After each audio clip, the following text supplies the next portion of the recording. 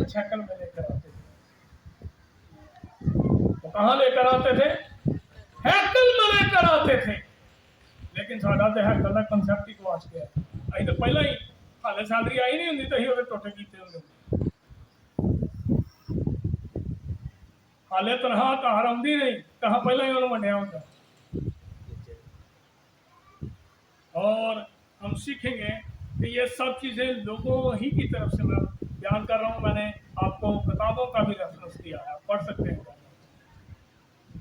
और फिर जलाने के लिए लकड़ी तक वो यहाँ पर लेकर आते थे, सोना और चांदी लेकर आते थे, पीतल की धातें मस्बा पर लेकर आते थे, दूसरी धातें लेकर आते थे। और ये सब चीजें लोगों ही की तरफ से नजर की जाती थी। सब चीजें किन की तरफ से नजर की जाती थी? लोगों की तरफ से हैकल में लाई जाती थी। और फिर लोग जमीन की पैदावार का 10वां हिस्सा भी खुदा के हुक्म के मुताबिक खुदा को पेश करते थे। क्योंकि लिखा है तो अपने गले में से निकाल कर देखिए, इस्तिस्ना की किताब 14वां बाब उसकी 22वीं आयत। इस्तिस्ना की किताब 14वां बाब उसकी 22वीं आयत। तू अपने गले में से जो साल बसाल तेरे खेतों में पैदा हो क्या करना? दायकी नहीं देना। क्या लिखा है? दायकी देना। तो साड़ी अज अगर तनखा 30,000 है ना या 50,000 है, तो 500,000 की गल बननी, वो भी बड़ा मुश्किल किसी महीने अं मिस भी कर देंगे, कोई गल नहीं। जे दूजा कुपर जल्दी शुरू कर लो फिर अं उ ही रखने 500। दायकी देना। और जमीन की पैदावार की सारी अखबार की किताब उसका 27वां 20वीं आयत निकाली है। मैं पहला क्या कई तो दिन च गल टुरनी है भाई साहब अज की सुना है, लेकिन ये कड़वा सच मेरे लिए नहीं, मैं भी थोड़े नाल हूं। अखबार की किताब उसका 27वां बाब 30वीं आयत। और जमीन की पैदावार की सारी दायकी, हाँ वो जमीन के बीज की या दरख्त के फल की, सारी खुदावंद की है। किसकी है? सारी खुदावंद की है। उन्हें खुदा वंडे ने इथे ये नहीं लिखा खुदावंदों की है, इथे भी नहीं लिखा पास्टरों की है, इथे भी नहीं लिखा कि चर्चिज की है, वंड के है। असी पहला क्या सी वंड पहला कर देंगे, इसलिए खुदावंद ही की है। कि खुदा किने एक है, खुदा किने ने एक है। और खुदावंद के लिए ये पाक है। खुदावंद के लिए ये क्या है? पाक है। जब हम खुदा के घर में देखने की चाहते हैं, लाते हैं, देते हैं, तो हमारा जो औलाद है, हमारा जो खानदान है, वो भी इसमें पाक होता है। जब हम हलीमी के साथ खुदा को पेश करते हैं तो खुदावंद ये तेरा है और हम तेरे दिए हुए में से तुझे लौटा रहे हैं, दे रहे हैं। मलाकी नबी भी लोगों को दायकी की तलकीन करता है।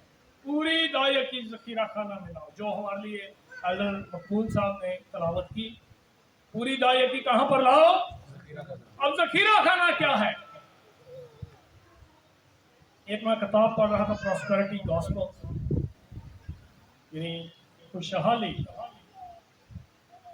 और उसमें लिखा था कि जखीरा खाना वो जगह है जहां से आप कलाम को सीखते हैं, जहां से आप बरकत हासिल करते हैं, जहां से आपकी रूहानी और तलीमी नशोनुमा हो रही है, वो जखीरा खाना। कहाँ जखीरा खाना है? कैंट को फिर जल जखीरा खाना नहीं। कहाँ पर जखीरा खाना है? जहां आप हर अतवार आकर इबादत करते हैं। जखीरा खाना में लाओ ताकि मेरे घर में क्या हो? खुराक अब खुदा कहना मैनू भी आजमाओ। खुदा सानू आजमाइश पांदा ना, तो कभी खुदा ने आजमाइश पाया जी? आके देखो, वो देखिए वो फिर आजमाइश में कूदा, क्योंकि वो लिखा है कि बावफा खुदा है। वो क्या है? इंसान बेवफा हो जाता है, इंसान छोड़ जाता है, इंसान मुनहरिफ हो जाता है, इंसान बरगश्ता हो जाता है, लेकिन खुदा इंसान को कभी नहीं छोड़ता। यहाँ पर लिखा है कि इम्तिहान करो। रब्बुल फाज फरमाता है कि मैं तुम पर आसमान के दरीचों को खोलकर बरकत बरसाता हूं कि नहीं, यहां तक कि तुम्हारे पास इसके लिए जगह ना रहे। मेरे एक दोस्त हैं असेंबलीज ऑफ गॉड चर्च में, इन दिनों पास्टर हैं, वो रजा ब्लॉक लाहौर में, पास्टर डेवस नाम है उनका, डेवस की शॉप। वो पहले FC कॉलेज से उन्होंने तालीम हासिल की और अभी इन दिनों खिदमत में हैं। उनके वाला साहब जो थे वो पास्टर थे, पास्टर शॉप, उनकी डेथ हो गई है। और उनसे मैंने ये बात सीखी। उन्होंने हमें एक दफ़ा ये बात बताई कि टाइथ जो है, यानी दायकी जो है, देने से क्या फ़ायदे होते हैं। और उन्होंने अपने घर की मिसाल कि खुदा ने मेरे किस तरह हालात को तब्दील किया। मैंने यानी मुश्किल हालात भी देखे, लेकिन मैंने दायकी नहीं छोड़ी, दायकी खुदा के घर में पूरी ला कर देना। और फिर क्या हुआ कि मेरा एक ही बेटा था, उसको मैंने अच्छा हाई लेवल पे उसको पढ़ाया, और बेटी को भी उन्होंने, वो बेटी उनकी जो है इन दिनों कनाडा में है। और ये यानी फर्क पड़ता है। इंसान देखें खुदा कैसे वक्त को तब्दील करता है, इंसान देखता है। दूसरी बात, पहली बात मैंने क्या बयान की थी? खुदा की प्रस्तश के लिए देना, यह था हिस्सा खुदा की प्रस्तश के लिए। अब दूसरा हिस्सा है कहनों और लावंगियों की मदद के लिए। चूंकि खुदावंद के हुक्म के मुताबिक बनी लावी को बनी इसराइल के दरमियान कोई मेरास ना दी गई। आपको याद होगा एक दफा मैंने कलाम सुनाते ये बयान किया था कि जो कोई खिदमत करना चाहे या जो कोई काहिन के ओहदे पर फायज है, उसका जरूरी है कि जमीन पर कोई मेरास ना हो। यह खुदा की तरफ से क्या है? हुक्म है। अब यहाँ पर जिक्र है कि बनी इसराइल में से उनके दरमियान कोई उन्हें मेरास लावियों को नहीं दी गई थी। इसलिए खुदा ने फरमाया कि सारी दायकी जो है वो मरूसी तौर पर उनके हिस्से कर दी गई है।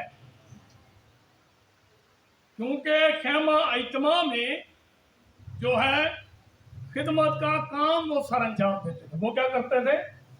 खिदमत का काम सर अंजाम। बनी लावी को इस खिदमत के मुआवजे में जो वो खेमा इत्मा में करते हैं, उन्होंने बनी इसराइल की सारी दायकी मरूसी तौर पर उन्हें दी गई।